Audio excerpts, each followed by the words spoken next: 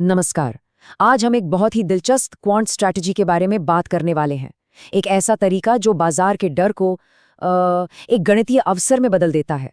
मतलब इमोशंस को ट्रेडिंग से पूरी तरह बाहर निकालकर सिर्फ और सिर्फ डेटा पर फोकस करना। तो चलिए इसे समझते हैं। जरा सोचिए, क्या रोज रोज मार्केट को देखकर एक अजीब सा साइकोलॉजिकल प्रेशर महसूस होता है। स्क्रीन पर वो लाल और हरे नंबर ऊपर नीचे होते रहते हैं और दिल की धड़कनें भी। और इसी तनाव में हम फैसले ले लेते हैं, है ना? ज्यादातर रिटेल ट्रेडर्स बिल्कुल इसी जाल में फंस जाते हैं। ये एक ऐसा विशियस साइकिल है जिसमें स्ट्रेस, जल्दबाजी और पैनिक ये सब हावी हो जाते हैं। और ये एक शांत, डिसिप्लिन्ड इन्वेस्टर की सोच से आप जानते हैं बिल्कुल उल्टा है। होता क्या है, हम लगातार स्क्रीन देखते रहते हैं, हर छोटी बड़ी खबर पर तुरंत रिएक्ट करते हैं। और जैसे ही मार्केट थोड़ा भी गिरता है, घबराहट में अपने अच्छे क्वालिटी स्टॉक्स बेच देते हैं। ये वो बहुत ही आम गलतियां हैं जो असल में बड़े फाइनेंशियल लॉस का कारण बनती हैं। लेकिन क्या हो अगर इस पूरी सोच को ही पलट दिया जाए? अगर बाजार का डर डर हो ही ना, बल्कि एक मैथमेटिकल अपॉर्चुनिटी हो। चलिए एक बिल्कुल नए नजरिए से इसे देखते हैं। और यही है जीन क्वांट अप्रोच का कोर फिलॉसफी। स्मार्ट मनी के लिए मार्केट का डर कोई रिस्क नहीं है जिसे अवॉइड किया जाए। नहीं, ये तो एक स्टैटिस्टिकल मिसप्राइसिंग है जिसका फायदा उठाना है। मार्केट की वॉलेटिलिटी कोई खतरा नहीं है, बल्कि एक ऐसा मौका है जिसे आप नाप सकते हैं और कैपिटलाइज कर सकते हैं। और इसे नापने का टूल है इंडिया विक्स। इसे आप मार्केट का फियरोमीटर समझ सकते हैं, मतलब डर नापने का मीटर। ये हमें बस इतना बताता है कि मार्केट में इस वक्त पैनिक का लेवल कितना है। ये भागने का सिग्नल नहीं है, बल्कि एक टूल है जिससे हम इमोशन से नहीं, बल्कि ठंडे दिमाग से डेटा के आधार पर फैसले ले पाते हैं। तो ठीक है, इस फियरोमीटर को इस्तेमाल कैसे करना है? चलिए अब विक्स के हिस्टोरिकल डेटा में उतरते हैं, जो हमें पैनिक के टाइम पर एक्शन लेने का एक बिल्कुल क्लियर कट रोड मैप देता है। ओके, ये स्लाइड इस पूरी स्ट्रैटेजी का दिल है। बहुत ध्यान से देखिए। जब विक्स 20 के ऊपर जाता है तो स्मार्ट मनी हेजिंग मतलब बचाव की तैयारी शुरू कर देती है। लेकिन असली खेल तब शुरू होता है जब विक्स 30 पार कर जाता है। ये एक्सट्रीम पैनिक का सिग्नल है, मतलब हर कोई डर के मारे बेच रहा है। और हिस्ट्री क्या बताती है कि यहीं खरीदने पर अगले एक साल में औसतन 50% से ज्यादा का रिटर्न मिला है। और 40 के ऊपर, अरे वो तो एक जनरेशनल मौका है, एक बहुत ही रेयर अपॉर्चुनिटी जब डर अपने पीक पर होता है और आपको क्वालिटी एसेट्स कौड़ियों के भाव मिलते हैं। अब इस नंबर पर खास ध्यान दीजिए, प्लस 0.7%।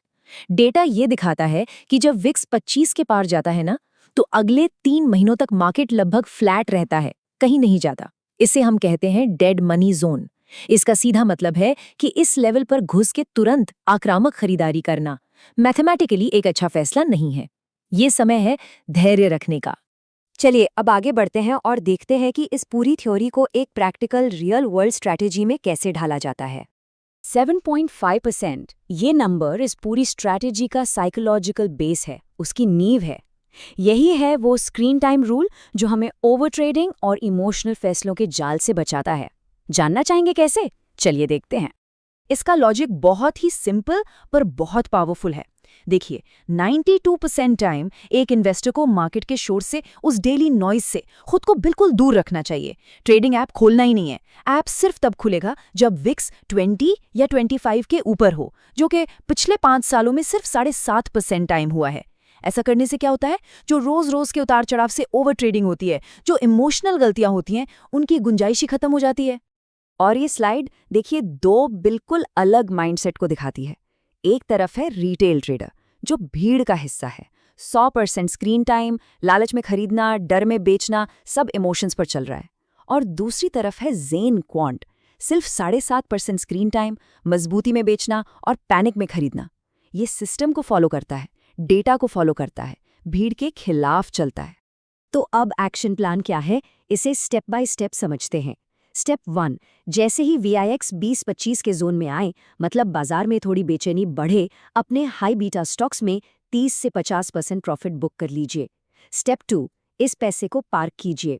स्टेप 3, अपना ड्राई पाउडर यानी कैश रिजर्व तैयार रखिए।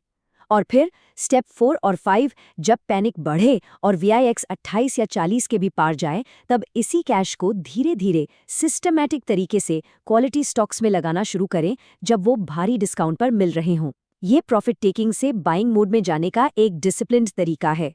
शेयर बाजार में एक कहावत तो सबने सुनी होगी, कैश इज किंग। लेकिन सवाल ये है कि वो कैश कहाँ रखें? वो सुरक्षित भी होना चाहिए और ज़रूरत पड़ने पर तुरंत अवेलेबल भी। यही काम आता है लिक्विड बीज जैसा कोई कम रिस्क वाला लिक्विड फंड। यहाँ पैसा पार्क करने से कैपिटल सेफ रहता है और सही मौके पर तुरंत इस्तेमाल के लिए रेडी। यही है आपका ड्राई पाउडर, आपका ब्रह्मास्त्र, जब मार्केट में सही अवसर दिखे। और जब वो हाई वॉलेटिलिटी वाला मौका आए तो फैसले कैसे लेने हैं? ये रही एक सिंपल चेकलिस्ट। खुद से ये सवाल पूछने हैं, क्या विक्स ने कोई क्रिटिकल लेवल जैसे 28 या 40 पार किया है? क्या मेरा ड्राई पाउडर रेडी है? क्या क्वालिटी स्टॉक्स डिस्काउंट पर मिल रहे हैं? क्या मैं सिस्टमैटिकली खरीद रहा हूँ? एक बार में सारा पैसा तो नहीं लगा रहा? और सबसे ज़रूरी, क्या मेरा फैसला विक्स मैट्रिक्स पर आधारित है या फिर टीवी की हेडलाइंस पर? ये चेकलिस्ट इमोशंस को बाहर रखती है। तो अब हम सबसे ज़रूरी बात पर आते हैं। ये सब सिर्फ रिटर्न्स के बारे में नहीं है। नहीं, ये है साइकोलॉजिकल मजबूती बनाने के बारे में, इमोशनल इम्यूनिटी बनाने के बारे में। असल में इस पूरी स्ट्रैटेजी का असली अल्फा, सबसे बड़ा फायदा पैसा नहीं है, बल्कि अपनी इमोशनल रिएक्शंस पर कंट्रोल पाना है। जब कोई मार्केट के रोज-रोज के शोर से, उस कैओस से इमोशनली इम्यून हो जाता है, तभी वो सही, लॉजिकल और प्रॉफिटेबल फैसले ले पाता है। तो आखिर में एक सवाल, अगली बार जब मार्केट क्रैश होगा, जब सब तरफ पैनिक होगा, तो आप क्या देखेंगे? घबराहट या फिर प्रोबेबिलिटी, डर या फिर एक ऐसा मैथमेटिकल अवसर जिसमें सफलता की संभावना बहुत बहुत ज्यादा है? सोचिएगा जरूर।